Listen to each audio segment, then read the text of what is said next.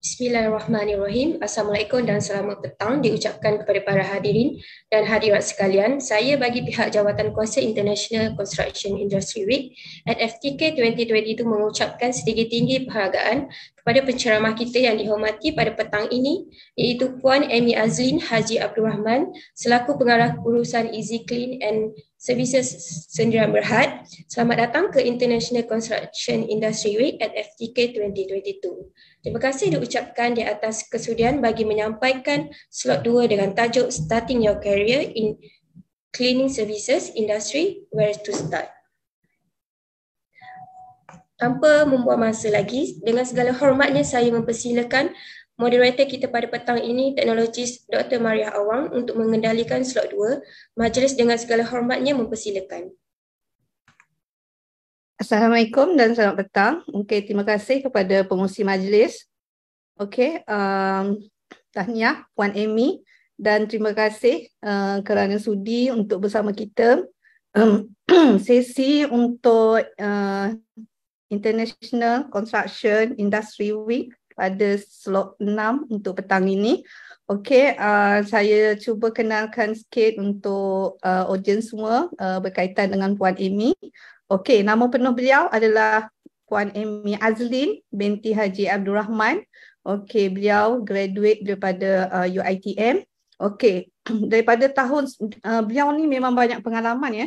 Daripada 1991 lagi dia dah mula career dalam bidang yang dia ceburi sekarang ni. Okey, 1991 masa tu dia masih bekerja lagi. Dia bekerja sampai 1998. Dan 1998 lah wujudnya Easy Clean M Sdn Berhad yang ECS sekarang ni yang ada logo pada skrin tersebut. Okey, so daripada 1998 sehingga sekarang maknanya dah lebih 20 tahun. So memang banyak sangat pengalaman beliau sebenarnya dalam bidang services ini. Okey, dan award tu saya rasa kalau tengok kat CV dia ni, award tu memang sangat banyak lah achievement yang dia buat, belasan puluhan. Okey, so saya tak nak cerita satu persatu sebab tak nak buang masa. Dan apa yang saya dapat maklum, okey, dia maknanya Easy Clean Services ni kira macam top, kalau di negeri Johor dia macam top untuk syarikat yang Easy Clean Services terutamanya di hospital. Mostly hospital KPJ semua adalah bawah beliau lah. Okey. So tanpa membuang masa, saya rasa ramai yang kita punya pelajar dewasa ini memang lebih suka cebur bidang yang tak suka makan gaji, lebih suka explore business ke apa. So saya rasa slot petang ni memang sangat-sangat bagus untuk memberi idea kepada semua pelajar untuk in future. Okey, tanpa melengahkan masa, saya jemput Puan Amy Azlin, dipersilakan untuk sesi sharing slot 6 petang ini. Terima kasih Doktor. Assalamualaikum warahmatullahi wabarakatuh dan selamat petang. Terlebih dahulu saya mengucapkan banyak-banyak terima kasih kepada Dr. Maria Awang selaku Senior Lecturer Faculty of Engineering Technology daripada UTHM dan juga barisan pengurusan UTHM yang telah mengundang saya bagi berkongsi pengalaman tentang kerja-kerja pembersihan dan juga pengalaman saya lebih kurang 24 tahun di dalam bidang pembersihan ini. Elok saya nak perkenalkan diri saya. Sebenarnya nama saya adalah Amy Azlin binti Abdul Rahman. Saya berasal daripada Muar, Johor dan saya dilahirkan di Bukit Gambir, dekat sahaja di kawasan Pagoh tu. Saya dibesarkan dalam keluarga yang bekerja kerajaan, iaitu ibu saya sebagai seorang jururawat dan arwah ayah saya bekerja sebagai seorang pengawas kesihatan umum di Bukit Gambir, Muar, Johor juga. Saya adalah anak sulung daripada 3 orang adik-beradik dan saya memang seorang yang dalam berkakak tu memang seorang yang bertanggungjawab dari segi bagaimana menjaga kebersihan rumah, dan hobi saya adalah lebih kepada menjahit baju dan juga mengemas rumah. Jadi sepanjang saya belajar dan juga sampai ke tahap saya ke tahap universiti dan sebagainya, ataupun dikatakan dahulu sebagai UiTM, saya mengambil bidang dalam bidang perhotelan. Dan daripada pembelajaran saya lebih kurang 3 tahun setengah, saya tidak further kepada degree. Saya banyak menerima pelajaran perhotelan yang menjadi saya sebagai seorang yang berdisiplin. Jadi kerja-kerja yang saya telah lalui sebelum ini lebih kepada bentuk cuci bilik air, cuci kapet, cuci rumah, cuci hotel dan sebagainya. Pengalaman sedemikian itu mengajar saya untuk menjadi lebih jauh ke hadapan. Dan dari pengalaman yang saya telah ada sedemikian, lebih kurang 7 tahun di bidang perhotelan, saya juga diberi peluang untuk bekerja di bidang hospital, iaitu hospital swasta yang kita lihat hari ini banyak berkembang daripada 1 kepada 30 hospital satu Malaysia dan hingga ke Borneo. Dan di antara hospital-hospital yang telah saya berpengalaman itu adalah Hospital KPJ Johor di Jalan Abdul Samad, Johor Bahru, dan saya juga berkecimpung di dalam pembersihan hospital ini begitu kritikal sekali bila saya terpaksa memahami tentang corak pembersihan yang lebih mendalam. Kalau dikatakan pembersihan itu lebih kepada pembersihan di rumah, kepada pembersihan hotel dan juga pembersihan hospital, itulah jadinya saya sekarang ini sebagai seorang usahawan yang boleh dikatakan insya-Allah berjaya setelah 24 tahun saya dalam bidang ini. So itu yang saya katakan hari ini, saya nak berkongsi dengan semua pelajar. Dengan satu hari saya bekerja sebagai seorang pekerja dan hari ini saya sebagai seorang usahawan, saya lebih puas hati dengan apa yang ada sekarang dengan kerjaya saya sebagai seorang usahawan. So itulah yang saya katakan tadi, saya sangat-sangat gemar dengan hobi saya dan saya telah berjaya sampai ke hari ini, insya-Allah. Boleh buka yang lain? Buka. Okey.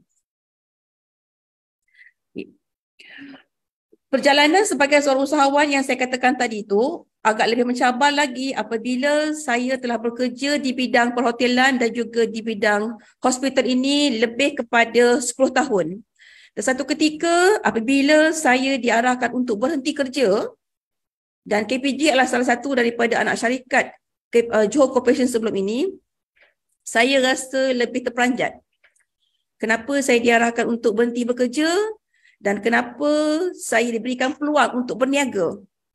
Walau bagaimanapun, saya merasakan bahawasanya berhenti bekerja dengan saat saya tak ada ilmu berniaga, tetapi saya diajar dengan sistem untuk berniaga dengan lebih teratur. So, saya diberikan peluang untuk berniaga dalam bidang franchise pembersihan Hesi Dura Clean. Dan sampai hari ini, saya merupakan salah seorang franchisee yang boleh dikatakan berjaya. Daripada pendapatan saya untuk tahun pertama adalah sebanyak 30K sahaja, tetapi setelah 24 tahun, saya telah menerima pendapatan saya lebih kurang 3 million setahun. Alhamdulillah. Tetapi bagaimana saya bermula? Mungkin insya-Allah selepas ini saya akan bersama dengan semua pelajar dan bagaimana saya bermula dengan susah, senang, ketawa, menangis dan hari ini saya duduk sahaja, saya tak buat marketing tetapi orang datang berjumpa dengan saya dengan tak putus-putus. So saya boleh mula dengan setakat ini.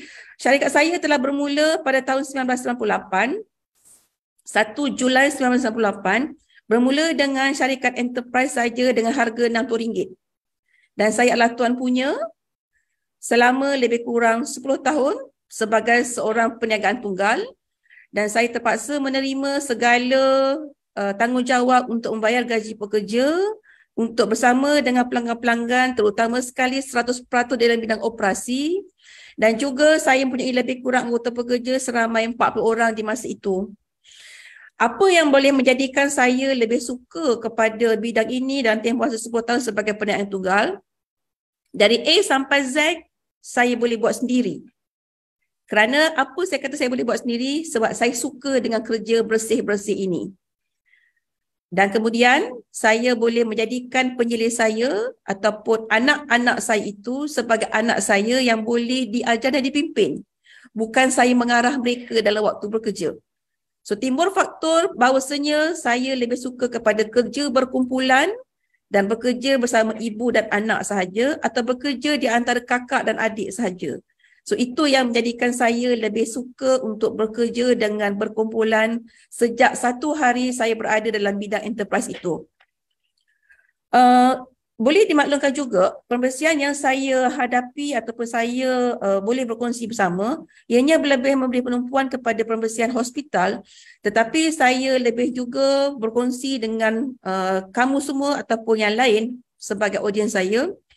Boleh jadikan pendapatan saya bila saya dapat tawaran untuk mencuci di rumah, iaitu khususan saya kepada cucian kapet, cucian sofa, cucian cushion kereta, cucian rumah, dan sehingga satu hari di dalam pengalaman saya bagi bersama-sama dalam perayaan-perayaan Hari Raya, saya boleh mendapat pendapatan saya dengan cucian tersebut adalah sebanyak RM5,000 bagi satu rumah. Mungkin pelajar-pelajar akan bertanya kepada saya, bagaimanakah bentuk cara kita mencuci ataupun bagaimana cara akhirnya pelanggan itu suka kepada servis kita. Ianya datang daripada hati dan minat kita membuat kerja-kerja tersebut.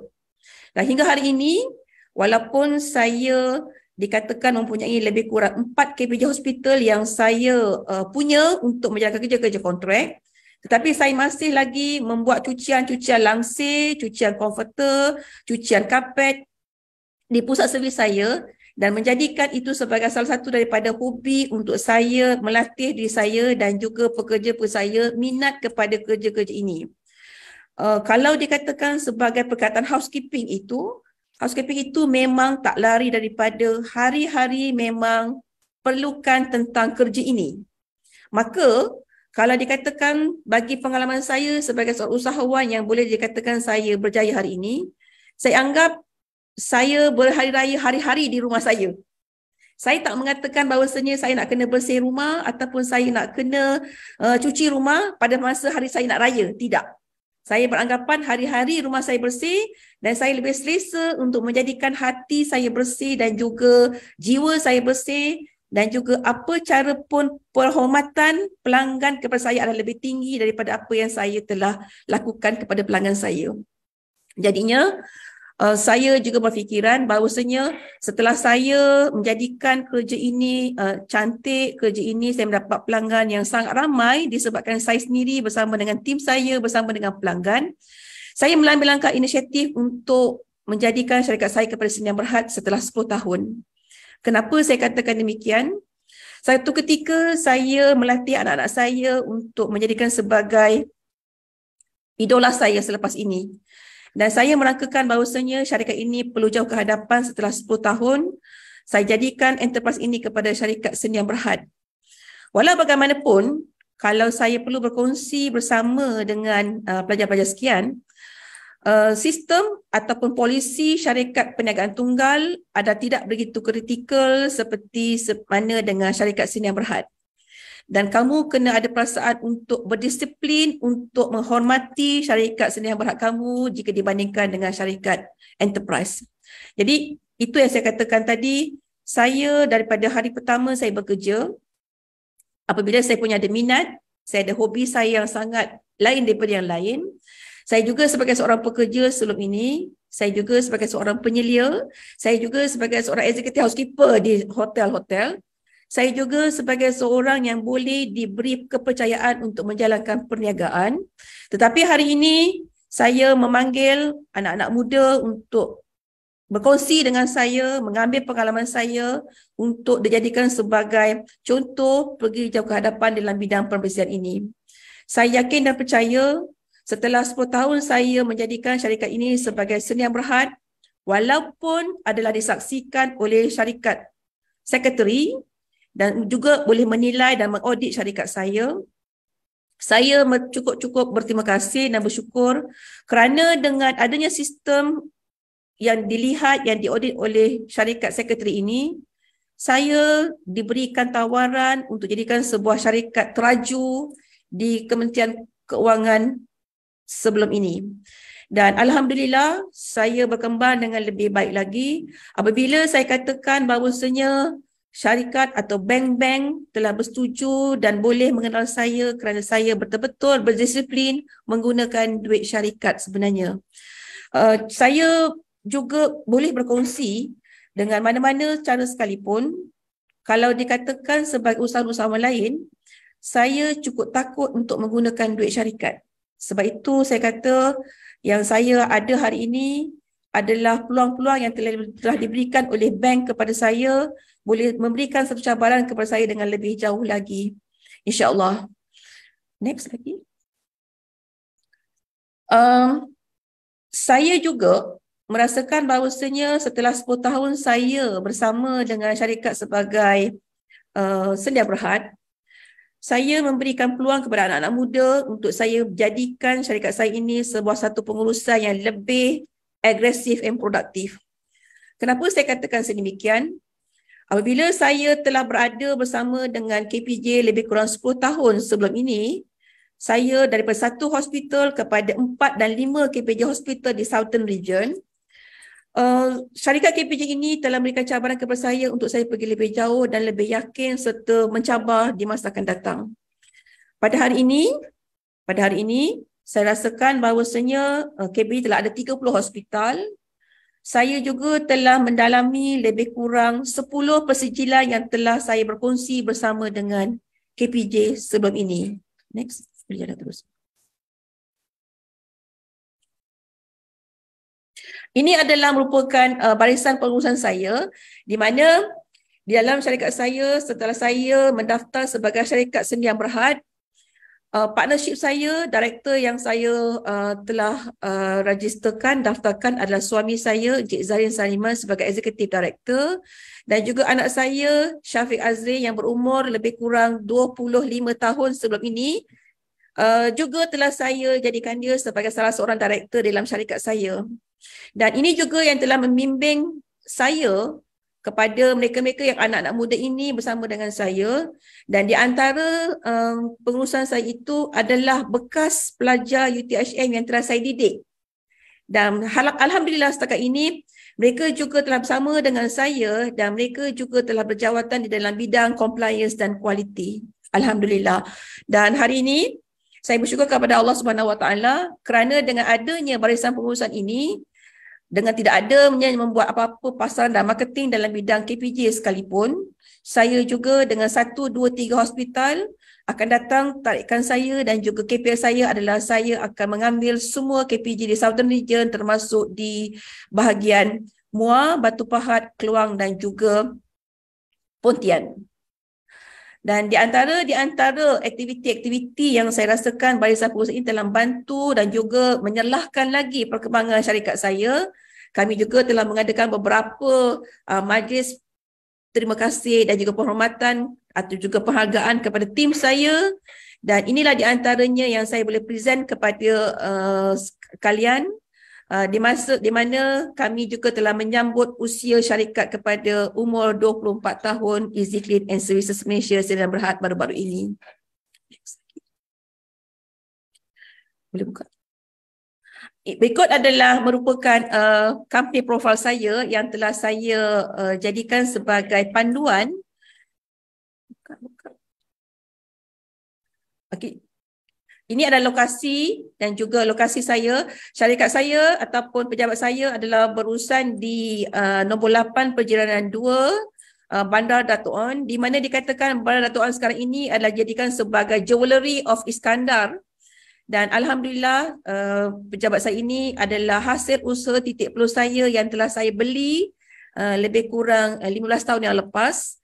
Dan pada masa itu bagi saya sedang berusaha untuk menjadikan diri saya sebagai yang lebih mantap dengan nilaian rumah kedai tersebut adalah bernilai 650,000 tetapi hari ini adalah bernilai lebih kurang 1.8 juta. Alhamdulillah dengan inilah yang kita katakan tadi, ianya telah memberi semangat kepada saya untuk saya lebih akur dengan apa yang saya buat sejak 1 hari saya berniaga dalam bidang pembersihan ini.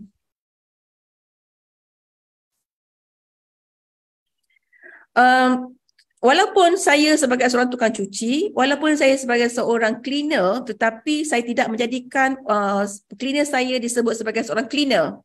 But we have a vision whereby pekerja saya mesti ataupun saya mengupgradekan cleaner saya itu sebagai seorang operator, dan kami punya the vision, visi dan misi untuk menjadikan perkhidmatan pemeriksaan ini adalah merupakan perkhidmatan yang lebih komprehensif dan sebagai salah satu daripada pilihan yang baik di kalangan mata pelanggan akan datang, insya-Allah. Mission syarikat kita adalah merupakan mission yang lebih boleh tercabar, dan kita mempunyai achievement kita untuk menjadikan pemeriksaan yang terbaik. Dan saya juga sering kali bersama dengan anggota pekerja untuk menjadikan pekerja itu lebih mengenal siapakah majikan mereka dan boleh mempercayai bahawasanya mereka boleh buat kerja dengan lebih baik tanpa ada saya di hadapan mata mereka. Dan ini adalah merupakan SSM saya sebagai yang telah berdaftar dengan company secretary. Saya adalah sebagai seorang managing director dan suami saya sebagai executive director. Anak saya Syafiq Azrin sebagai yang salah seorang daripada ahli lembaga pengarah dan juga sebagai accountant syarikat saya. Dan itu adalah di antara beberapa barisan pengurusan yang lain. Dan inilah dia yang dikatakan sebagai tim-tim saya yang menyokong saya setiap hari bagi menjalankan urusan hari-hari. Jika dilihat kepada barisan pengurusan saya ini, hari ini saya tidak ada satu pun yang bertanggungjawab tentang bidang marketing atau bidang pemasaran. Kerana bagi saya, bidang pemasaran ini adalah lebih baik bagi saya untuk mengenalkan kepada tim saya dengan lebih terperinci siapakah pelanggan dan apakah perkhidmatan yang kita sediakan.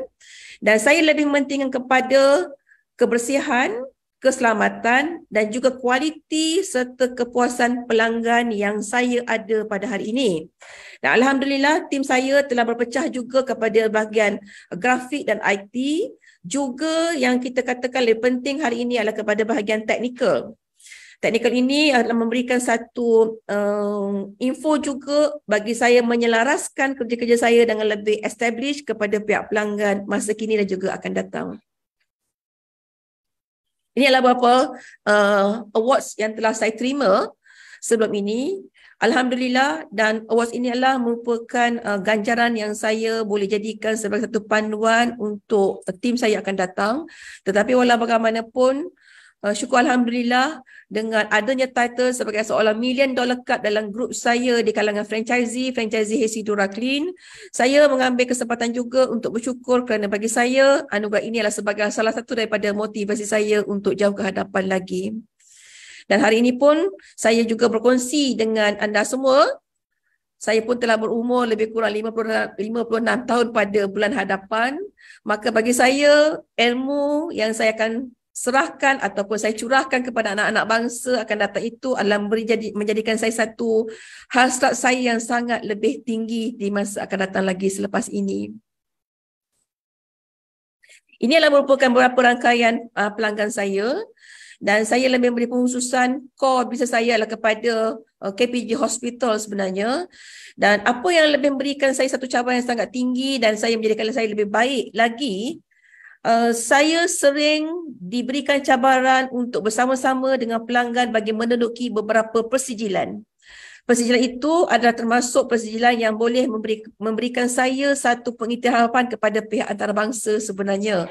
Dan alhamdulillah setakat ini saya telah berjaya memastikan bahawasanya persijilan yang diterima oleh pihak pelanggan saya itu adalah selaras dengan apa yang saya boleh berkongsi bersama dengan pihak pelanggan sekalipun. InsyaAllah. So itu saja yang saya boleh sampaikan berkenaan tentang company profile saya. Okay, balik kepada yang saya boleh berkongsi hari ini adalah balik kepada minat.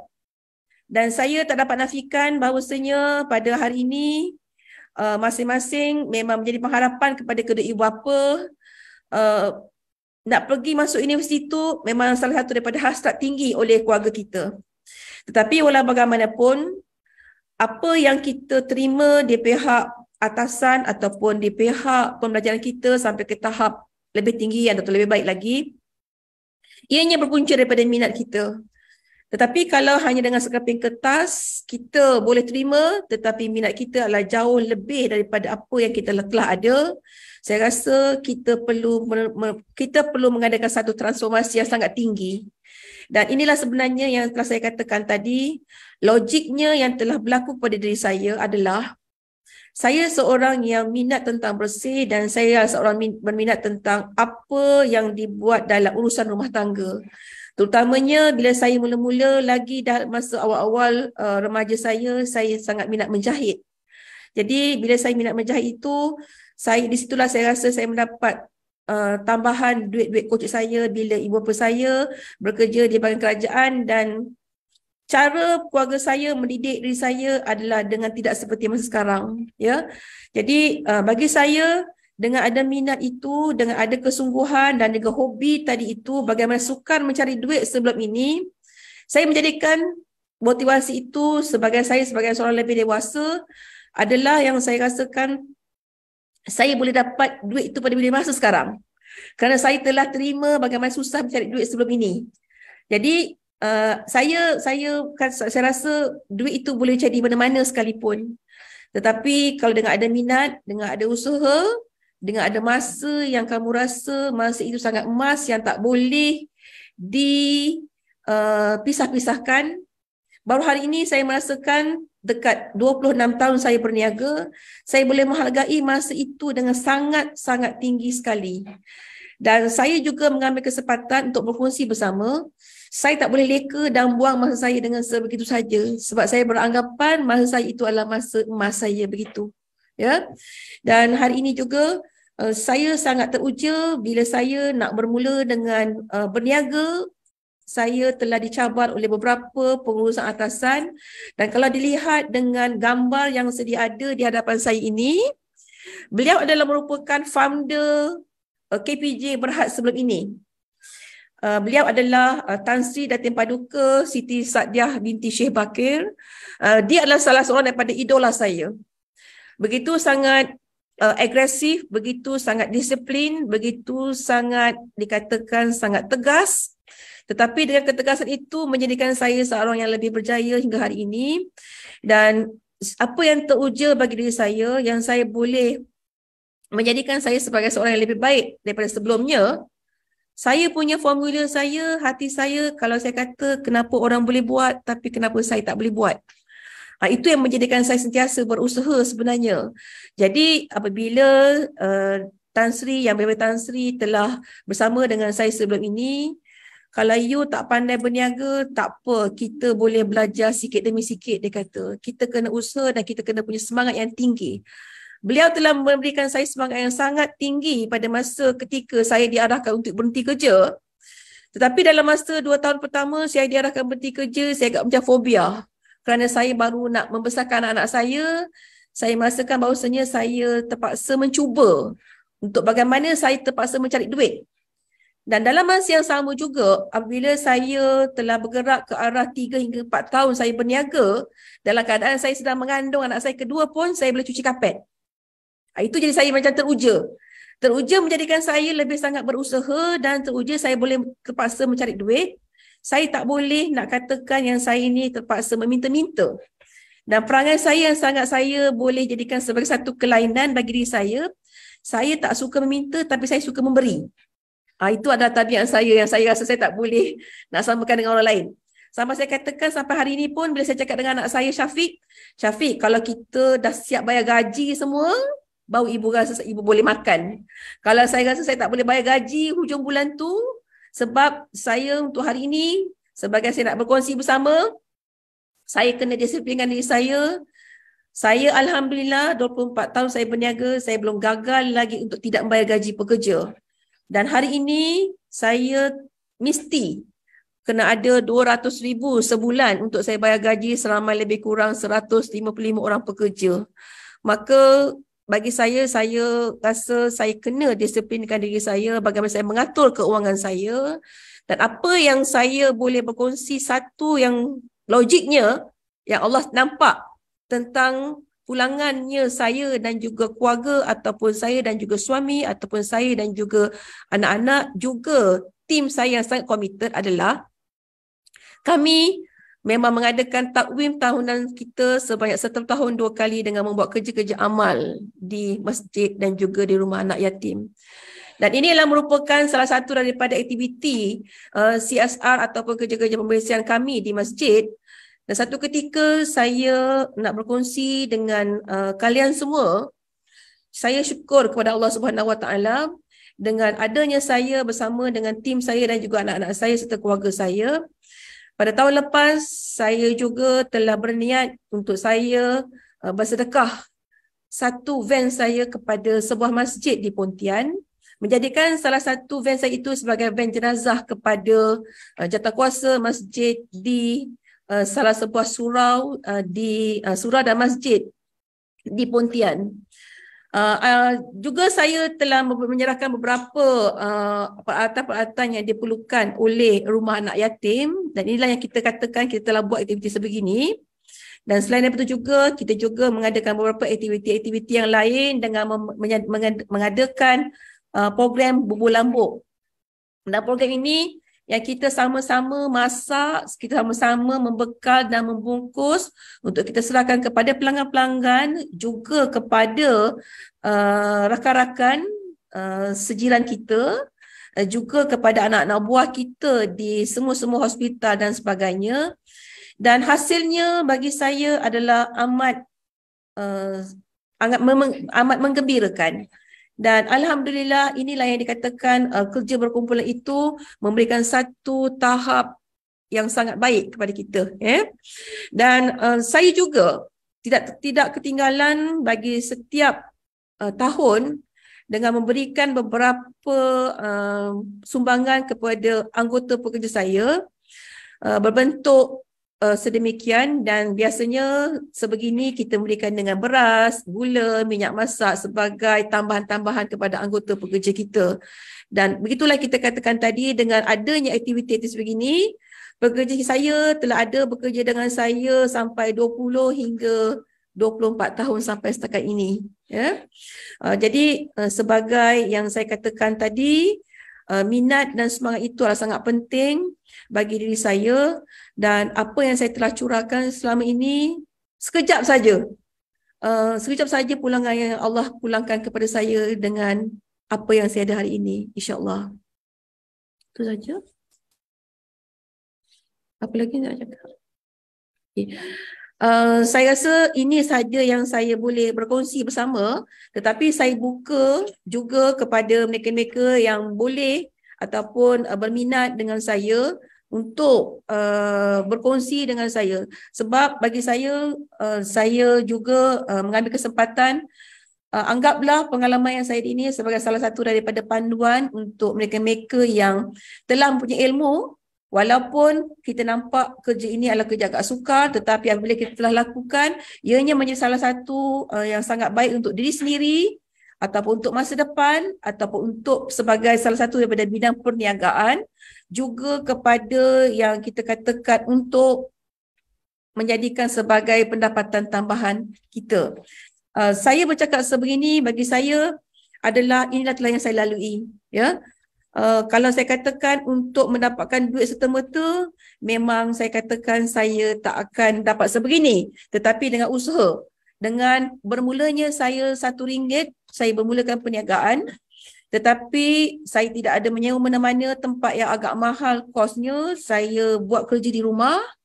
Dan apabila saya dapat mengumpul beberapa dana-dana yang saya rasakan boleh digunakan, saya buat sedemikian hingga saya rasa saya dapat satu capai tahap saya untuk saya pergi lebih baik lagi.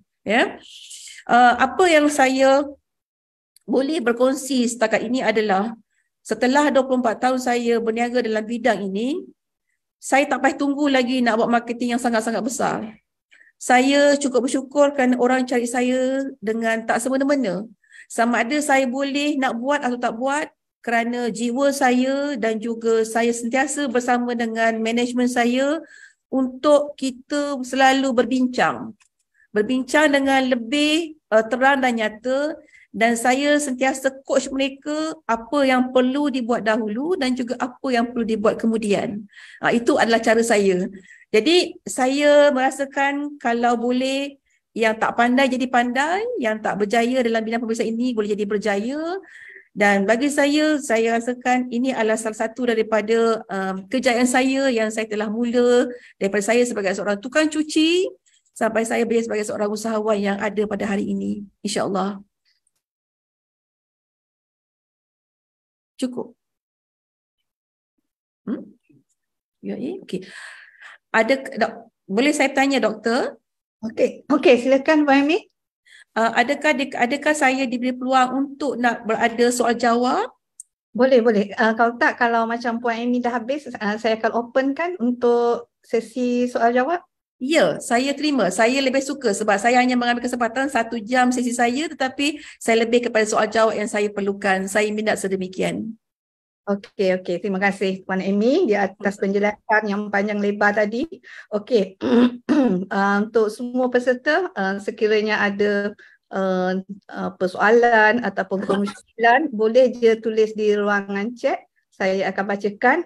Okey, buat setakat ini, okey Puan Amy, ini soalan daripada saya sendiri. Okey. Katakanlah, okey, student yang fresh graduate, yang baru nak keluar sekarang ni.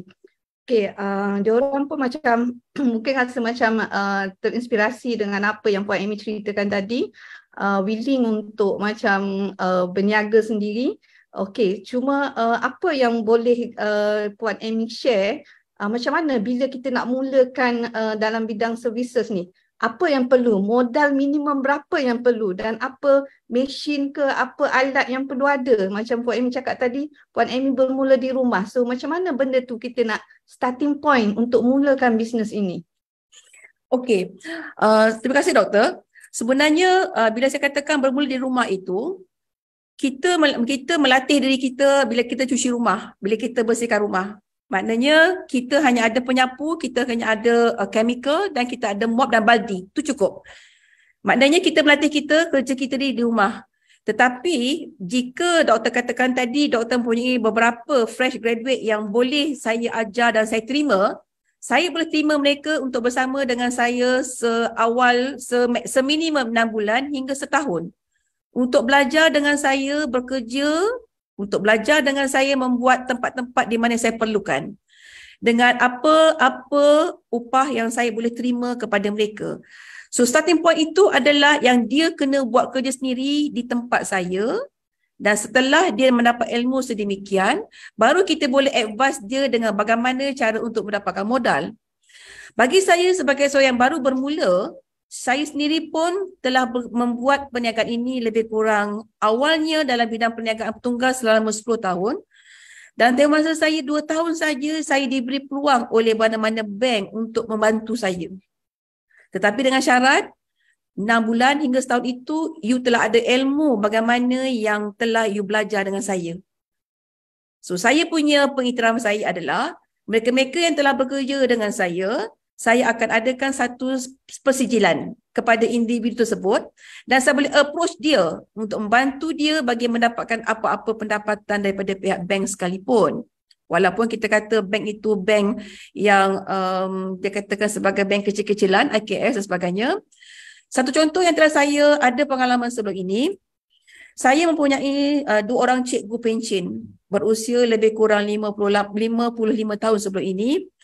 Dan apabila dia telah berjumpa dengan saya, dia telah pencen, dia dapat pencen, tapi dia kata dia nak juga buat bisnes selepas dia pencen.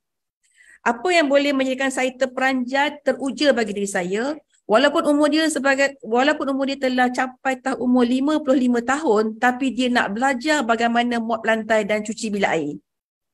So, jika adanya kehendak dan dia sedemikian, selepas 6 bulan, walaupun saya menggajikan upah dia sedikit sebanyak dan saya berikan dia peluang ilmu sebenarnya, setelah 6 bulan, saya mengajar dia bagaimana untuk mendaftar SSM.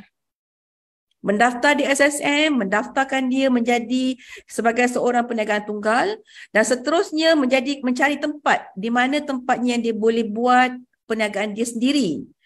Contoh perniagaan yang dia telah buat sebelum ini adalah dia hanya membuat pusat servis bagi cucian karpet, cucian komforter, cucian langsir dan ini adalah melibatkan tentang cash yang dia dapat pada tiap-tiap hari.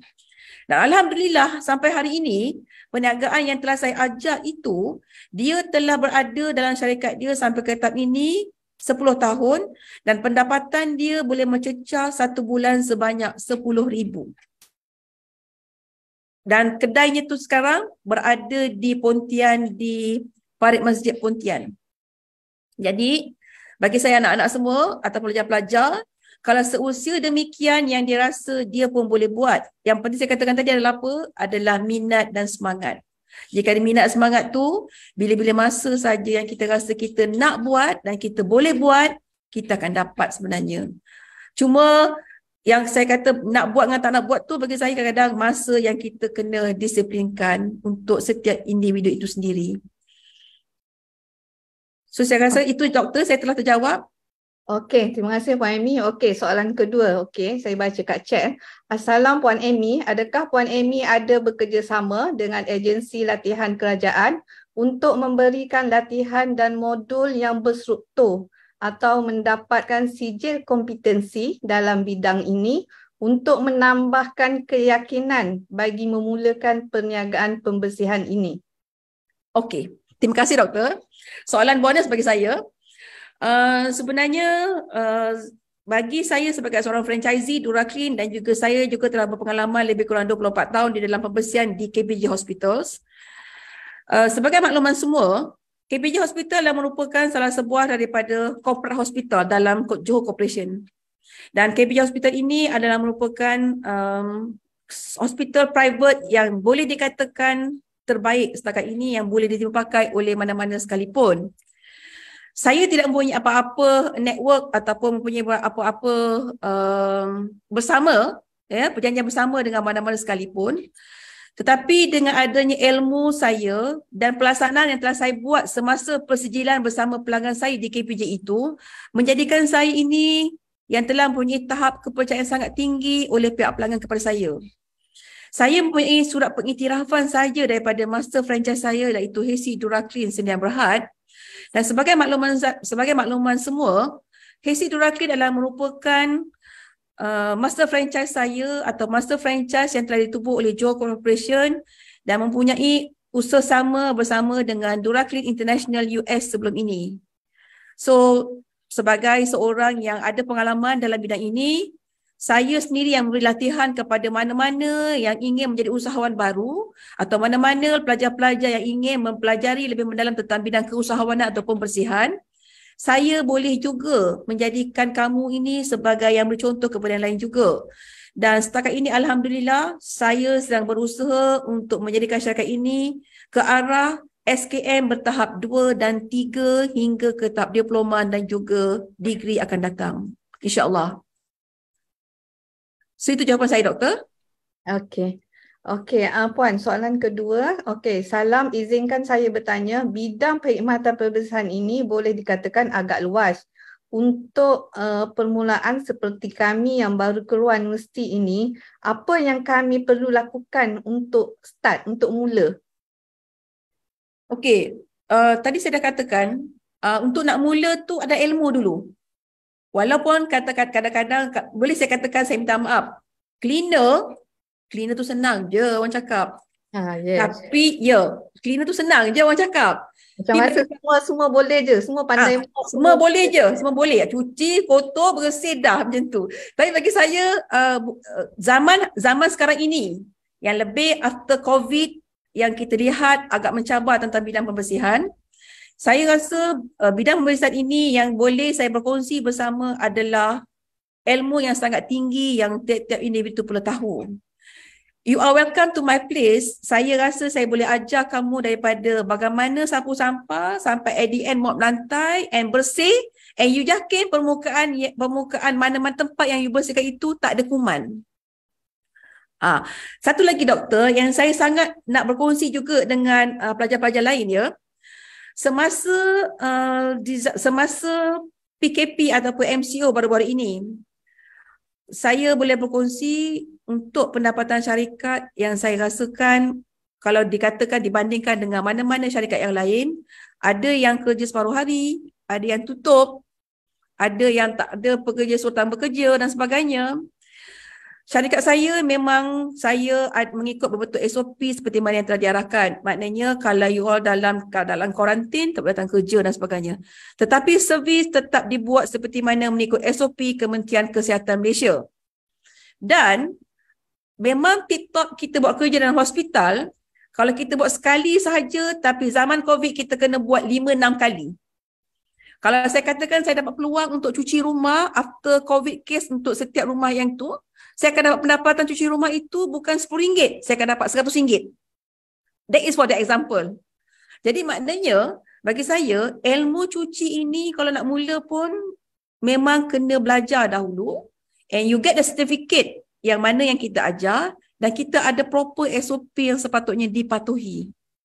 And dalam sekarang ini pun, yang saya telah menjalani beberapa persijilan di pihak KPJ Hospital dan sebagainya, saya dan tim saya sentiasa memerhatikan tentang kualiti kerja yang paling penting berserta dengan keselamatan dan kesihatan pekerja dalam waktu kerja.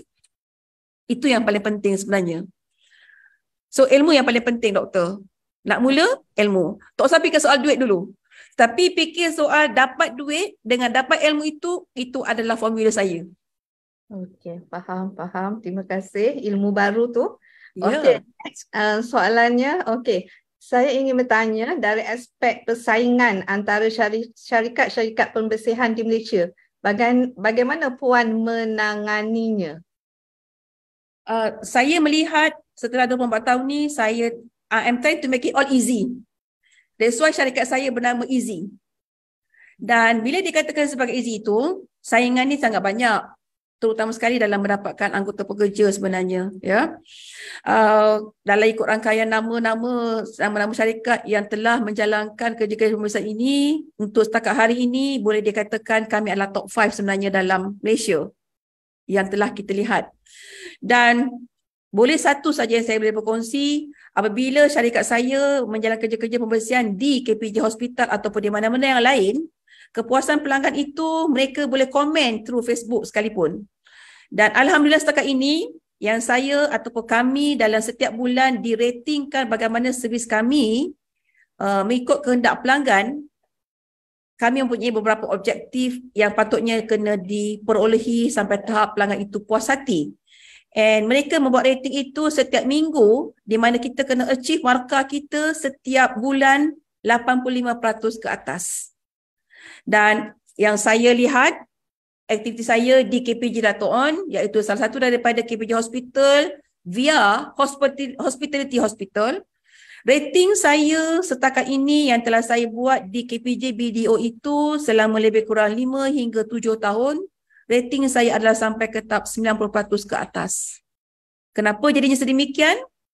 Sebab tu saya katakan tadi, saya sentiasa bersama dengan pekerja, saya sentiasa bersama dalam grup saya bersama dengan pekerja. We have ada WhatsApp group dalam setiap pekerja. Saya boleh link sendiri dengan pekerja. What you are supposed to do, and apa benda yang you dah buat, apa yang you belum buat, saya sendiri link dengan pekerja. Even though saya sebagai MD dalam syarikat. Jadi, saingan ni bagi saya memang sangat banyak, tapi saya berani untuk katakan bahawasanya we are top 5 in Malaysia. Alhamdulillah.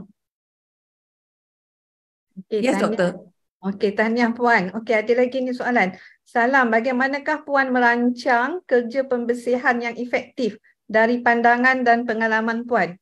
Okey, mungkin macam ni kot Puan Amy. Sebab bila kita macam Puan Amy dapat job, dapat projek daripada KPJ semua kan non-stop kan. Dan Puan Amy bagi tahu tadi top 5 untuk dalam Malaysia kan. So ada satu tools yang Puan Amy guna untuk syarikat. Macam measurement ke yang membolehkan Puan Amy punya syarikat boleh buat kerja tu konsisten dengan kualiti yang memuaskan macam tu ke? Ada tak apa-apa yang boleh share? Okey, terima kasih doktor. Sebenarnya untuk hari ini memang kalau dikatakan KPJ Hospital sangat-sangat tinggi kualiti, tahap kualitinya, mereka mempunyai dua objektif. Objektif pertama adalah you kena mencapai satu tahap persentage kamu via kepada kebersihan yang sepatutnya you kena patuhi di dalam agreement kamu. Di dalam agreement tersebut ada menyebut tentang apakah tugas-tugas harian, apakah tugas-tugas mingguan, apakah tugas-tugas bulanan yang sepatutnya you kena patuhi without fail. Kenapa saya kata without fail? Setiap supervisor bertanggungjawab untuk memastikan bahawasanya di tempat ataupun di site awak itu mempunyai beberapa pekerja mengikut seperti mana yang diperlukan, mengikut waktu dan masa serta alat dan SOP yang diperlukan. Dan walau bagaimanapun, ada juga satu lagi objektif yang patut dipatuhi adalah objektif sampai mencapai tahap kepuasan pelanggan. Jadi, saya berbalik kepada awal tadi, saya sebagai seorang MD, saya hanya bukan tunjuk jari sahaja. Saya bersama dengan tim saya setiap masa dan ketika sebab saya rasa saya perlukan tim saya perlu berjaya dan pandai dan perlu bergerak dan disiplin seperti saya juga. Itu adalah saya punya objektif saya. Dan walau bagaimanapun, apabila saya telah buat kerja saya ini setiap 2 kali seminggu saya dan juga tim saya kena ada rounds dengan PIC di bahagian hospital itu sendiri. Dia ada satu checklist di mana kita kena round and kita kena check, you kena buat. If you cannot buat, apa you kena buat? So maknanya you must have your own integrity while you do your job. And satu lagi adalah, itu dikatakan sebagai joint inspection, weekly joint inspection. Dan satu lagi adalah kita ada weekly rating. Weekly rating ini adalah setiap minggu kita ada 30 departmental yang dia kena beri markah kepada kita based on siapa yang buat kerja, apa chemical yang digunakan, apa equipment yang kamu gunakan, bagaimana SPP, bagaimanakah tahap adaban pekerja itu bersama dengan pelanggan, bersama dengan pesakit dan sebagainya. So, setiap individu yang bekerja yang boleh berhadap kepada pesakit itu, dia perlu diajar dengan begitu teliti dan dia begitu terlatih setiap hari dan dia perlu diberi briefing yang sangat kuat kepada pekerja itu sendiri. So setiap shift kita ada briefing kita. Habis briefing kita pun ada pesan pada pekerja kita yang mereka pun ada buat laporan mereka sendiri. Whereby laporan itu mesti di-verified oleh siapa-siapa ketua jabatan yang ada di situ juga. Kemudian mereka akan bagi markah setiap minggu. Setiap hujung bulan 4 kali markah, dia akan tahu sebab kita ada objektif kita. You must have your objective and you must achieve 85% above, etc. Itu sebenarnya. Jadi bagi saya, ini yang saya katakan tadi, tak boleh nak bohong, tak boleh nak bermain-main sebab this is what you get. Kalau you betul-betul sincere, you betul ikhlas, you betul-betul integriti dalam kerja, at the end of the day, you will get more than that. Itu sebenarnya yang saya selalu agresifkan kepada pekerja saya. Walaupun dia adalah supervisor atau dia adalah sebagai seorang operator dan sebagainya begitu. Okey Puan, ada lagi ni soalan. Okey, apa pandangan Puan tentang ada rintihan dan keluhan kebajikan pekerja tidak dijaga oleh majikan? Okey, terima kasih doktor. Saya kadang-kadang rasa galak juga. Saya rasa saya tak baik sebenarnya, tetapi itu adalah bergantung kepada individu masing-masing. Ya. Satu contoh yang saya katakan tadi adalah saya beri sebuah van sebagai jariah saya kepada masjid. Selepas 2 minggu, saya dapat satu hospital lagi dengan harga RM80,000. Contoh, ya. Tetapi kadang-kadang saya perhatikan juga, bila saya lihat saya pergi mana-mana company atau saya pergi mana-mana tempat, saya lihatkan mereka ada troli, mereka ada mineral bottle dekat troli, you know. Lepas tu peralatan mereka pun buruk, peralatan mereka tak bersih. So mereka tak dapat didikan yang sincere daripada seorang majikan. Kadang-kadang bagi saya rasa galak juga. Sama ada individu usaha itu membentuk diri sebagai seorang yang bertanggungjawab, seorang yang betul-betul ikhlas. Itu yang saya selalu bertanya pada diri saya. Apa yang saya selalu lihat adalah saya hanya memberi simpati sahaja. Dan harapan saya memang saya yakin dan percaya. Sebab saya boleh berkongsi sedikit, 2-3 hari yang lepas pun saya dapat satu tawaran lagi, walaupun saya tak bergerak mana-mana. Ada satu tempat di klinik kerajaan yang telah ditinggalkan 24 jam oleh seorang majikan kerana tidak membayar gaji pekerja. Jadi pihak pelanggan bertanya kepada saya, berminat ke tidak? Bila saya bertanya dengan pekerja, rupanya gaji dah 3 bulan tak dapat. Begitu simpati sebab inilah yang kita katakan, bila masa kita susah, kita kena fikirkan susah kita itu kerana siapa. Dan selalu saya beringatkan diri saya bahawasanya apa yang kita buat tu, walaupun saya sebagai seorang yang cari makan, satu je yang saya fikir, yang atas tu. Ya, pulangan saya, baik saya, buruk saya yang saya nampak adalah yang atas satu saja.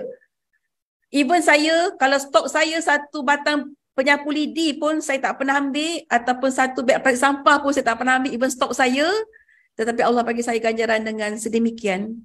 Saya tak kata saya baik, tetapi saya nampak kadang-kadang saya galat dengan yang lain. Kenapa tak boleh buat seperti saya? Adalah diri sendiri sebenarnya, doktor.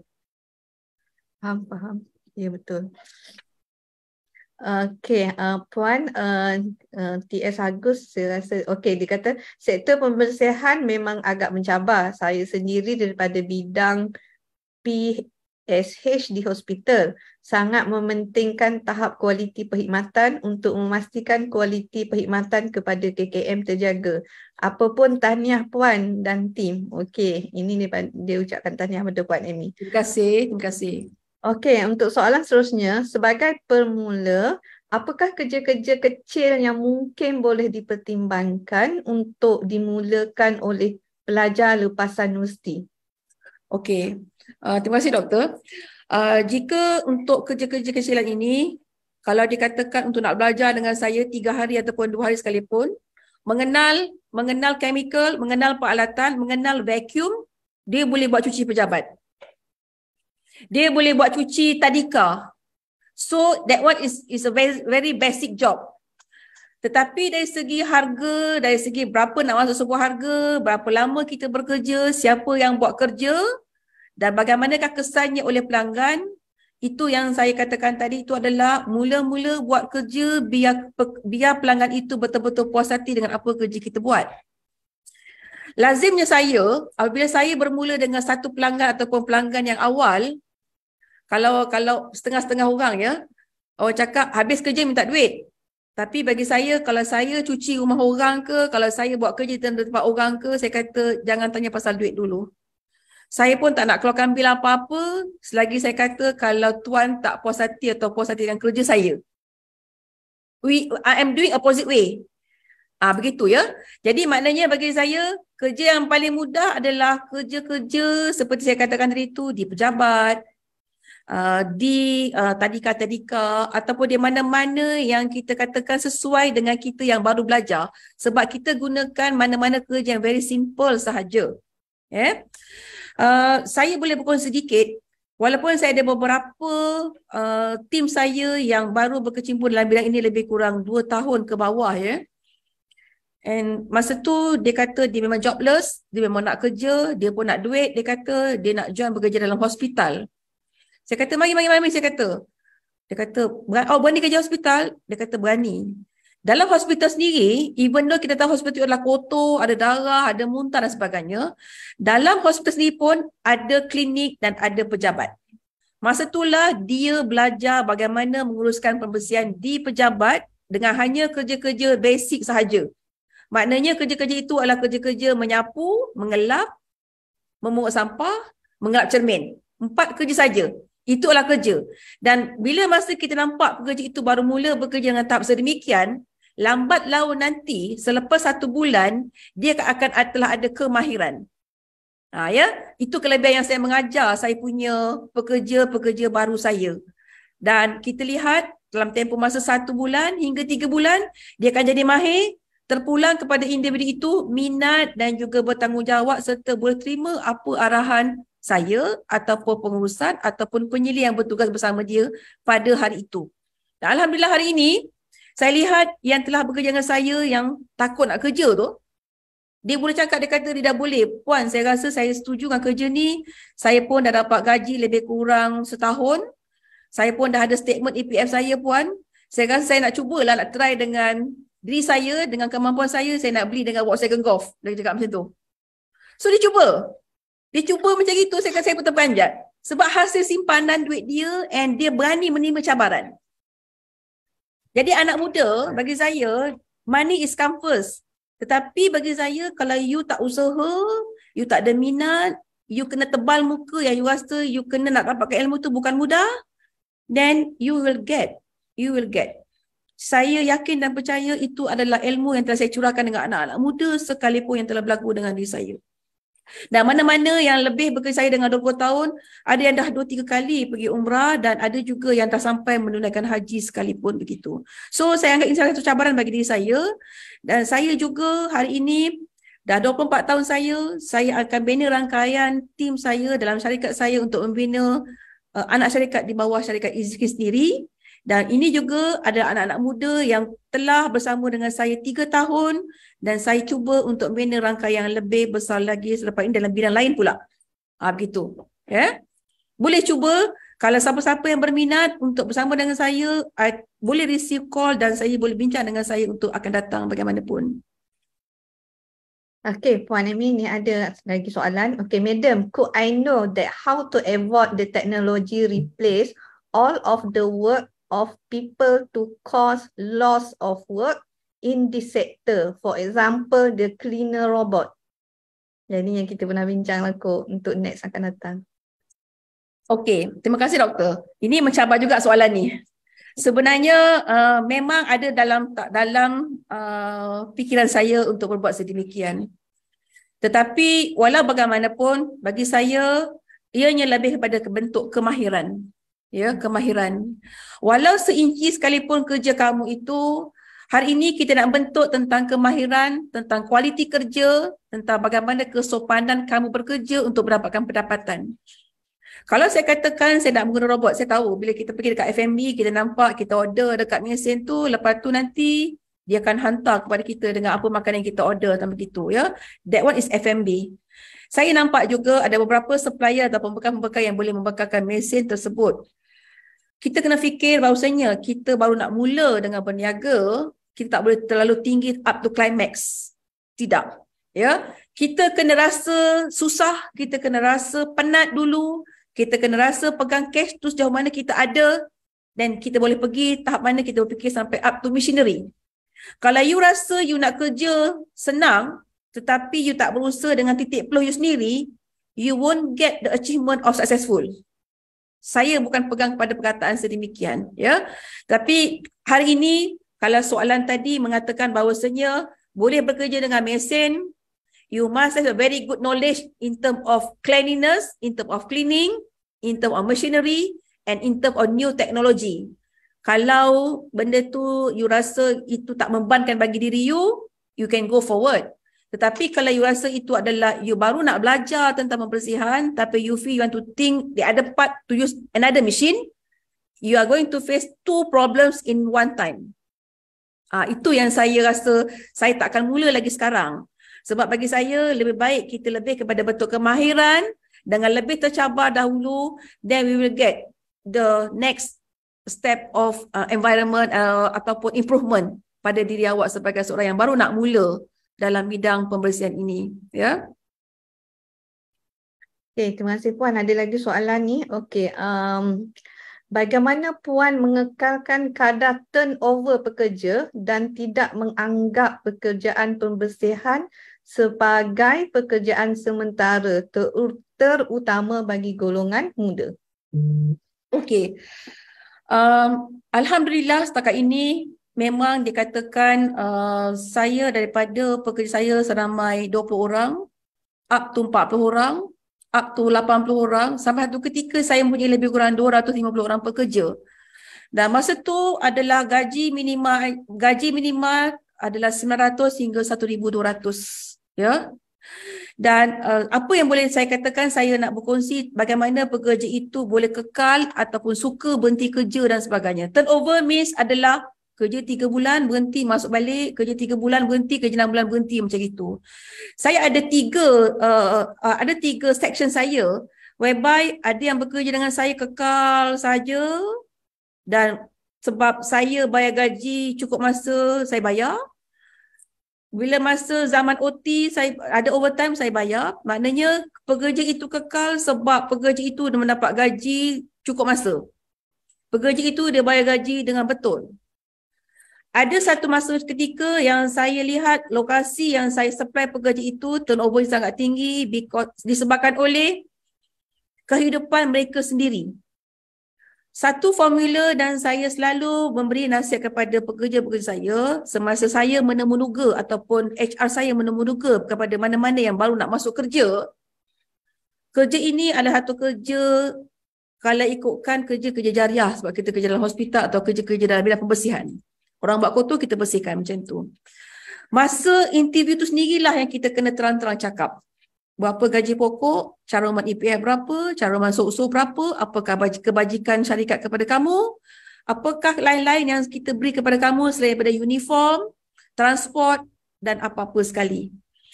Dengan ada perjanjian begitu, kita ada menyenaraikan tentang satu surat tanggungjawab yang dia kena patuhi semasa kita temuduga. Dengan karakter sedemikian, kita beri masa 3 hari untuk mereka reply kepada kita sama ada mereka setuju ataupun tidak bekerja kita. Dengan cara demikian, selama 1 bulan kita akan perhatikan bagaimana gerak langkah kerja mereka. Menjadikan yang saya rasa, saya lihat sampai setakat ini, turnover saya itu kadang-kadang tak tinggi sebab boleh ikut polisi saya ataupun manual syarikat saya, tetapi selalunya turnover tu tinggi kerana mereka rasa mereka punya masalah sosial rumah tangga yang sangat tinggi. Individu itu sendiri. Sebab itu saya bersama dengan suami saya seringkali mengadakan kelas motivasi bersama dengan anggota pekerja setiap 6 bulan sekali. Selain daripada kita melatih dan berjumpa pekerja tiap-tiap bulan bersama dengan pekerja. Kalau saya bersama dengan pekerja buat briefing, tanya, dah faham kerja? Puas hati dengan kerja? Takut tak dengan kerja? Majikan kena bertanggungjawab terhadap pekerja itu sendiri. Selain daripada link kedua akan sentiasa bersama dengan pekerja tiap-tiap hari menilai tentang kreativiti pekerja itu sendiri. Maksud saya, apa pun sekarang ni yang kerja pembersihan kita kena buat, you are doing a part of your client's requirement. You have to be, what you call it, you must have your own integrity. You have to be committed. You kena begitu. Tetapi kalau masa 3 hari, datang kerja lambat, buat kerja pun suka-suka sebab because kerja nak duit je. Bukan kerja nak dapatkan pendapatan ataupun niat yang betul. So kita ada, sebab tu kita kata tim saya ada quality department, saya ada safety department, and saya ada juga dengan compliance department saya. And these 3 department ini memang trained by me as saya adalah experience dengan mana-mana pelanggan saya yang certified by the international requirement. Itu sebabnya yang saya katakan tadi. Ya. Tapi kadang-kadang saya pergi tempat-tempat lain, saya lihat kadang-kadang cleaner itu macam bila kata bulan ni gaji, baru dapat bulan lepas punya gaji. Macam itu. Ya. Itu bergantung kepada majikan doktor. Jadi saya tak boleh nak bandingkan bagaimana tentang pengalaman saya, tetapi saya kadang-kadang simpati.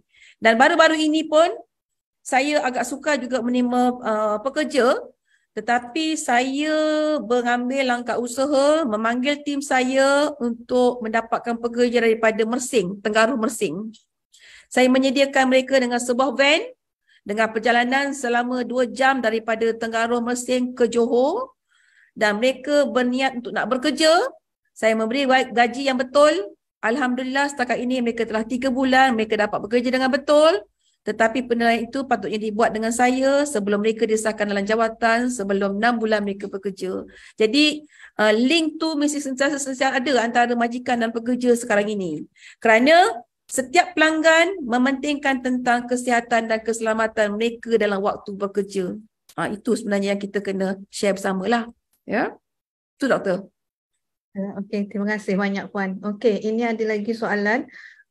Boleh kongsikan bagaimana pelajar yang mengikuti latihan industri di syarikat Puan, khususnya dari aspek latihan dan kemahiran yang diberikan, dan bagaimana peluang selepas latihan industri, adakah diterima sebagai staf? Ya, inilah yang saya tunggu-tunggu.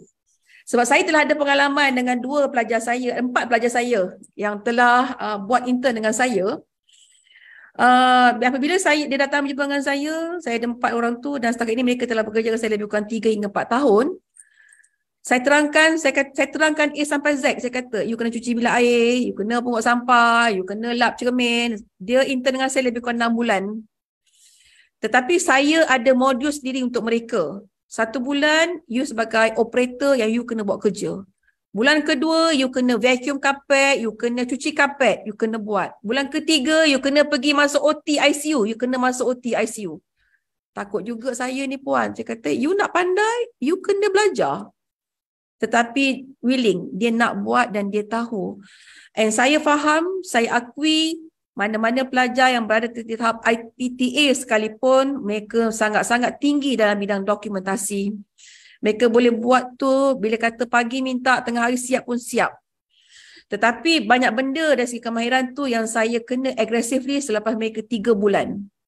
Cara-cara bercakap, cara-cara berkomunikasi dengan pelanggan, cara-cara peradaban dengan pelanggan, cara bagaimana kamu bersama dengan kawan-kawan serangkaian sekalipun, cara-cara bagaimana kamu berhadapan dengan pelanggan, dan cara bagaimana sepatutnya yang kamu nak buat surat, dokumentasi dan sebagainya kepada pelanggan itu, saya memang patuhi dan saya cek kerja mereka selama 6 bulan. Dan hari ini memang saya telah ada 2 orang yang bersama dengan saya, really appreciate, they are well done till today and absorbance. Cuma kena sabar sebab kena buat daripada peringkat awal up to supervisor level, up to management level, up to sampai dia telah diberi kepercayaan. To give the authority whereby you have to attend any of my customer within this week or the other week. So that is my instruction. Selalunya saya mencari memang macam itu. Saya yang guide, bukan saya rasa saya yang sangat bertanggungjawab dan begitu. Tapi bagi saya nak mendidik awak dengan cara saya untuk jadikan kamu akan datang seperti saya juga berjaya dalam bidang yang profesional ini sekalipun. InsyaAllah doktor, saya boleh terima. Tetapi dengan syarat tu itulah, 6 bulan kena belajar dengan saya seperti mana yang telah saya katakan tadi tu. Okey, terbaiklah Puan. Okey, ada lagi InsyaAllah. ni. Madam, could I know that how to overcome if there is no water in the area but already signed the contract, have to do the work in that period? Okay, good question.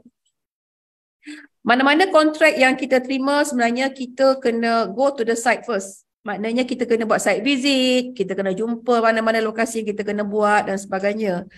Begitu terperinci sekali, sebenarnya memang kita kena menggunakan selain daripada peralatan, kita kena menggunakan mesin juga dalam kerja-kerja kita. Kita mesti ada store untuk semak mesin dan kita juga mesti kena ada tempat untuk kita menyimpan peralatan kita, sama ada tisu ke, sama ada plastik sampah ke dan sebagainya. Tetapi jika dikatakan sebagai yang ada air, tak ada air tadi itu sebenarnya itu adalah mereka memang ada temporary simpanan. Dan ada juga macam saya katakan tadi, saya di KPJ Dato' On, mereka memang ada tangki simpanan air hujan. So standby lah maknanya. So bagi saya perkara-perkara ini it is more on technical part. Memang kita katakan sekarang ini untuk housekeeping yang kita berada dalam mana-mana site sekalipun, we are really merging tu. Daripada tahap kebersihan kita buat, memang kita relate to the facility management whereby how to achieve the job done and satisfaction by the customer itself. Memang kita selalu link dengan maintenance department ataupun facility management sekalipun. Gitu. Okey Puan, ni soalan daripada saya sendiri. Okey. Puan majoriti projek Puan ataupun semuanya di hospital lah. So di hospital dengan di contohlah kalau macam di universiti sendiri, kaedah untuk mencucinya, apanya, cleaningnya, sapunya mungkin sangat-sangat berbeza lah pada saya. Sebab kita di hospital tu dengan pesakit dan mungkin di bilik-bilik yang sangat penyakit, pesakit yang kritikal ke apa semua kan. So memang SOP dan dia punya cleaning service tu tak sama dengan di bangunan-bangunan lain. So macam mana Puan boleh arrangekan kerja-kerja cleaning service yang tip-top di hospital di KPJ tu? Terima kasih doktor.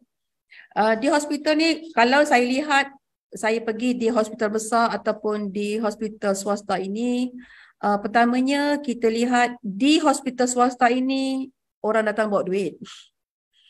Orang tak datang bawa duit RM30, orang bawa duit letak je registernya dah sampai RM3,000.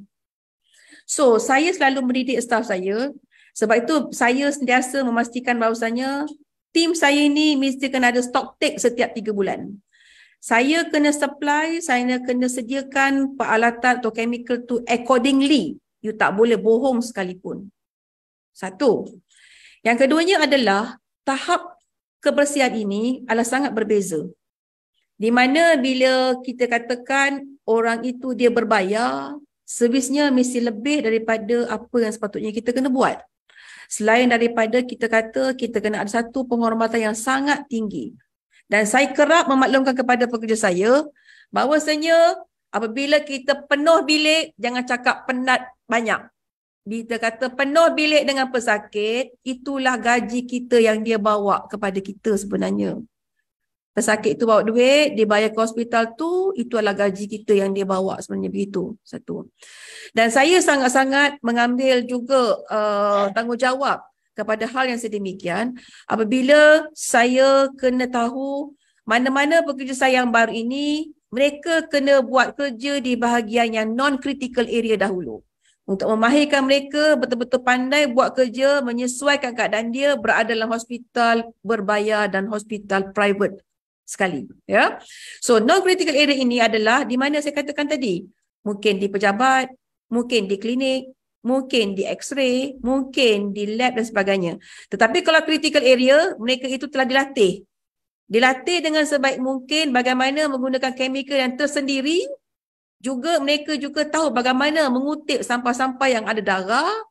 Dan juga mereka kena tahu juga yang mereka itu telah diberikan suntikan hepatitis B. Bagi mengelakkan mereka terkena apa-apa jangkitan sekalipun dalam masa mereka membuat kerja. Sangat teruja apabila setelah mereka pandai ini, mereka tahu menggunakan mesin, mereka juga dibenarkan untuk menjalankan kerja-kerja pembersihan dalam bilik bedah. Itu sebenarnya. Jadi saya sebagai yang bertanggungjawab membayar gaji-gaji pekerja, saya memberi sedikit insentif kepada mereka-mereka yang layak, yang pandai menggunakan mesin, yang layak untuk pandai membuat kerja-kerja yang ketika ini yang terperinci. Sampai satu ketika juga setiap kali kerja kita di tempat kritikal ini, mereka juga dibuat dengan swab test. Adakah si cleaner ini membuat kerja dengan betul-betul bersih, dengan tak berkuman sekalipun. Ya. Sebagai tambahan sedikit, doktor, apabila saya telah bersama dalam bidang-bidang pembersihan hospital ini, saya juga mempunyai pengalaman pembersihan di Convention Center, iaitu di Persada Convention Center di Johor Bahru. Dan juga saya mempunyai pengalaman pembersihan di TLDM Permasjaya di Johor Bahru juga. Di mana di situ kita mempunyai beberapa pejabat-pejabat, itu ada dewan. Dan di Convention Center pun kita ada dewan juga. Kerja mereka ini sangat mudah bagi saya. Berbeza dengan kerja hospital. Walaupun kapasiti, the keluasan of the bangunan itu adalah berganda compared to hospital, tetapi frekuensi hospital itu lebih kepada 3-4 kali ganda berbanding dengan bangunan komersial lain yang kita bersihkan. Itu yang saya boleh bezakanlah. Tapi walau bagaimanapun bagi saya melihat kepada yang saya telah lakukan selama ini, alhamdulillah saya telah diberikan satu rating yang sangat baik yang menyebabkan saya lebih berhati-hati untuk menjadikan kerja saya lebih baik di masa akan datang selepas ini, insya-Allah. Okey, alhamdulillah. Ada lagi ni soalan Puan Amy. Okey, salam Puan Amy. Apakah pandangan Puan bagi peralihan dari sistem kemahiran ke IR 4.0 dan bagaimanakah perancangan masa hadapan yang perlu dilakukan? Saya tak begitu peka tentang, saya sangat-sangat peka tentang sistem kemahiran. Tetapi kalau dikatakan kepada IR 4.0 ini, mungkin dalam proses saya nak membezakan atau nak merealisasikan itu, memberikan saya masa yang agak teratur lah. Ya? Sebab kalau saya nak bandingkan diri saya dengan company lain, orang akan cakap, kenapa selama 24 tahun ni you tak ada pun department marketing?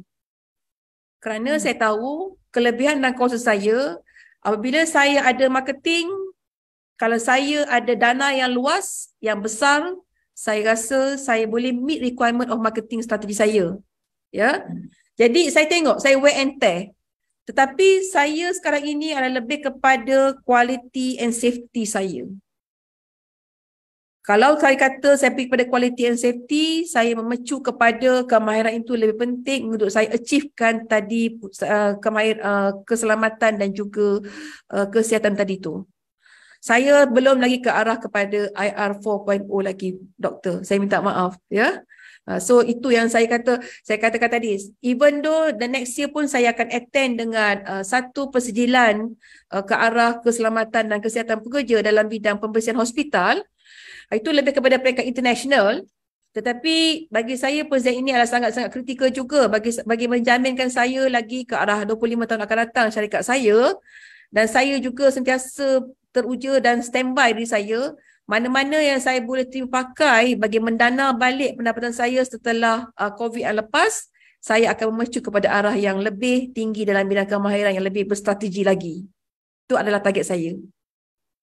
Okey, terima kasih Puan. Okey, saya rasa macam Puan hebat sangat tanpa department marketing, tapi boleh sampai ke 3 juta, betul tak? Alhamdulillah. Yeah. We are going to give 4. Target saya next year mungkin increase 15 to 20%, as I did mention to my team.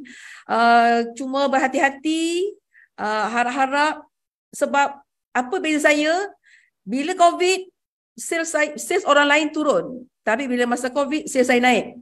Saya terperanjat. So, I have my own auditor also. Bila bercakap sedemikian bagi saya, kita kena pergi jauh lagi lepas ini, and we feel that we must have very good quality and achievement is supposed to be targeted. Dia cakap macam tu. Okey, terima kasih Puan Amy.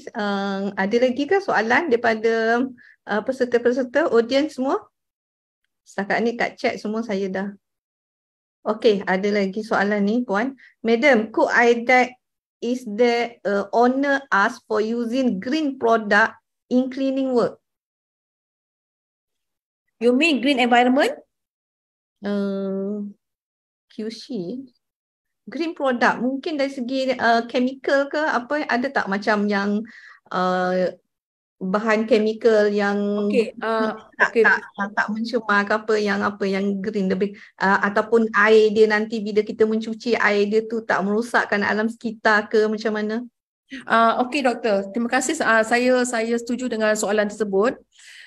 Sebenarnya saya apabila terengage ataupun terikat dengan sistem franchise ini, saya dibenarkan untuk menggunakan produk dalam apa yang telah diserahkan oleh pihak master franchise kepada saya. Ya. Itu adalah berbentuk chemical biasa saja, bagi produk pembersihan.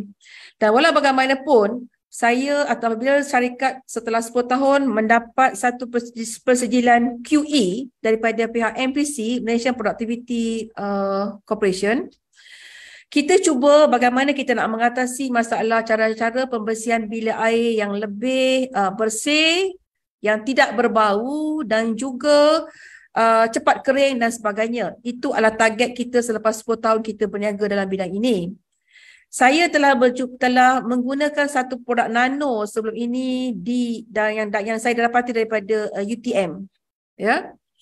Malangnya apabila telah saya gunakan selepas 3 tahun, saya telah terputus penggunaan produk nano tersebut. Tetapi keberkesanannya apabila saya menggunakan produk tersebut di semua pencucian bilik air, di semua bilik hospital saya, apabila ujian dilakukan di septic tank, ujiannya itu adalah sangat menggembirakan. Bermaksud bagi saya itu adalah salah satu daripada konsep green yang telah kita mulakan sebelum ini. Tetapi tidak ada kesinambungannya sebab saya terputus perhubungan dengan pihak pembekal tersebut.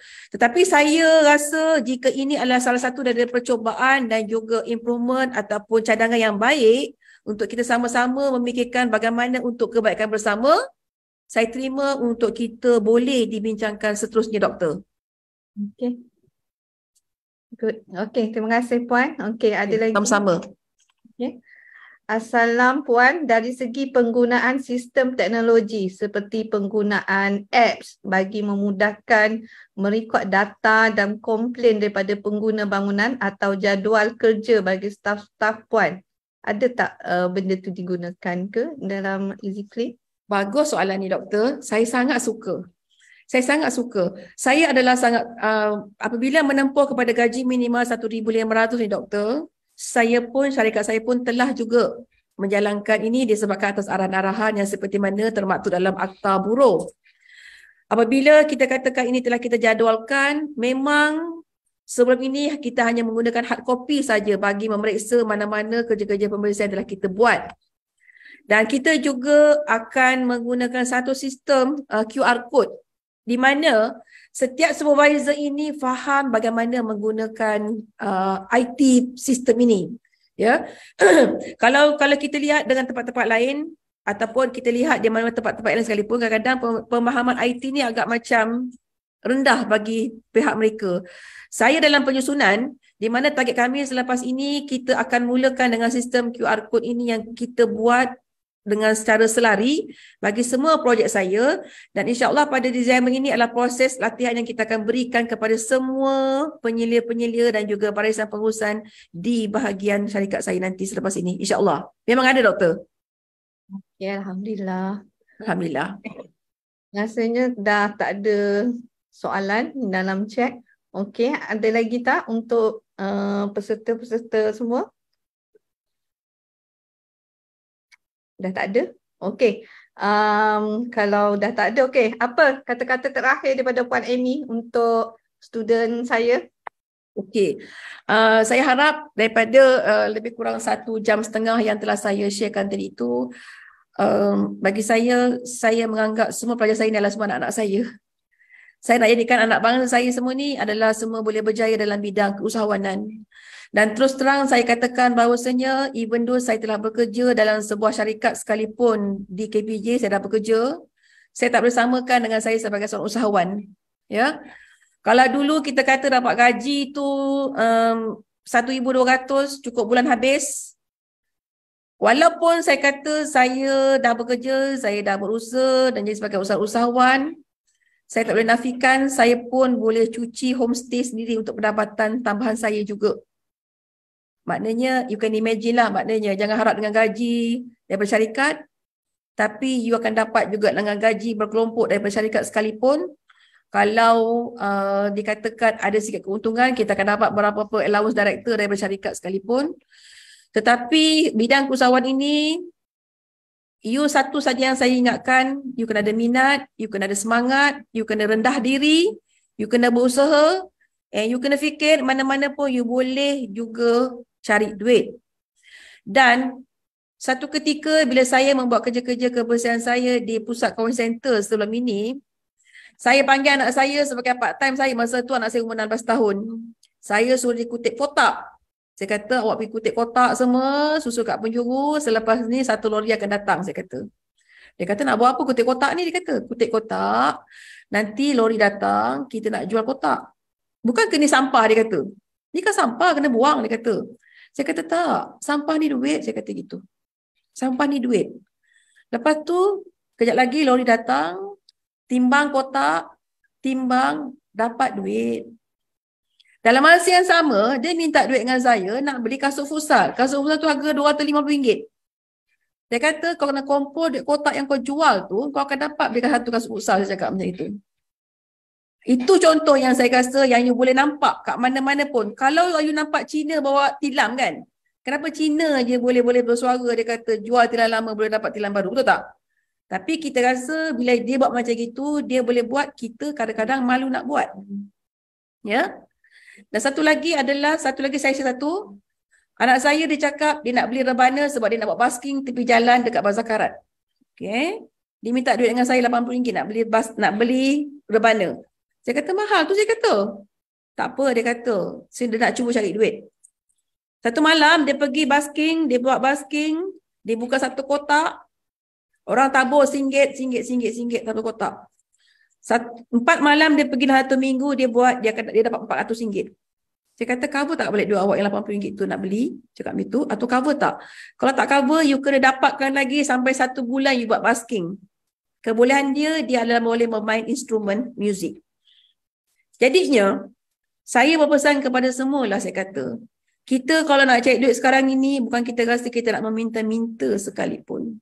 Sedekah jariah tu, kalau percaya cakap saya, you masuk RM1, you will get RM1,000 dengan tak semena-mena. Dan itulah lazimnya yang saya rasa saya telah buat untuk anak-anak saya dan juga yang lain-lain. Ya? Dan anggaplah apa ilmu yang saya pesan hari ini adalah yang saya katakan, saya nakkan maju anak bangsa saya dengan mencari duit tanpa dengan meminta-minta. Itu adalah pesanan saya, Doktor. Okey, terima kasih banyak Puan Amy. Ya Allah, saya rasa sesi sharing petang ni memang sangat-sangat awesome. Okey, Ya. pada saya, untuk student semua, pada saya, macam mana nak cakap, di mana kita bermula itu tidak penting, tapi di mana kita berakhir itulah yang perlu kita lihat sebenarnya. Sama ada berakhir dari segi dunia ataupun berakhir dari segi akhirat. So kita Ya. kena plan untuk akhir kita. Bukannya kita hanya just follow the flow. Akhir kita kena plan. Kalau kita nak akhirat pun sama, kita nak akhir kita macam mana. So daripada sekarang kita plan kita nak berakhir kita macam mana. Begitu juga dengan you all semua yang akan keluar. Saya rasa student petang ni yang ada adalah student yang tahun akhir yang akan pergi intern rasanya. Next nanti diorang akan pergi intern. So mana-mana yang berminat untuk bersama dengan Puan Amy, dengan syarikat Puan Amy dan rasa berminat untuk dapatkan pengalaman dan meneruskan menjadi usahawan untuk servis cleaning service, so boleh contact. Kalau rasa nak contact Puan Amy, saya ada nombor contact, boleh contact saya juga, dan nanti contact dengan Puan Amy, boleh, tak ada masalah. Dan saya ucapkan ribuan terima kasih buat Puan Amy di atas perkongsian petang ini. Semoga ilmu yang di-share untuk petang ni dapat dimanfaatkan oleh semua anak-anak didik saya petang ni. Okey. Doktor, boleh saya share sikit doktor? Saya nak berpantun. Boleh, silakan. Saya suka nak berpantun ni. Okey. Dari Johor ke Batu Pahat, singgah di Tanjung untuk berehat. Marilah kita berfikiran sihat untuk menjadi insan yang berkat. Sunyi sepi duduk di sini, tak kala berdua kepada ilahi. Terima kasih undangan ini, insya-Allah diizinkan Allah kita berjumpa lagi. So, saya rasa yang baik itu datang daripada Allah Subhanahu Wa Taala dan yang kurang itu daripada saya sendiri. Terima kasih Dr. Maria binti Awang. Sehingga kita berjumpa lagi. Wabillahi taufiq wal hidayah. Wassalamualaikum warahmatullahi taala wabarakatuh. Okey, terima kasih banyak Puan Amy. Okey, saya serahkan majlis petang ini kepada pengurusi kita. Silakan. Sekejap. Terima kasih diucapkan kepada teknologis Dr. Maria Awang di atas pengendalian slot 2 kita sebentar tadi. Seterusnya dengan sukacitanya minta kepada semua hadirin dan hadirat untuk membuka kamera bagi sesi fotografi maya. Kerjasama daripada semua amatlah dihargai.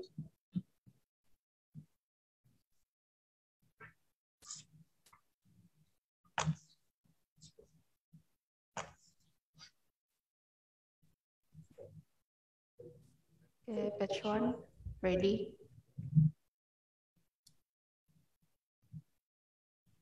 Batch 2. Okay, thank you.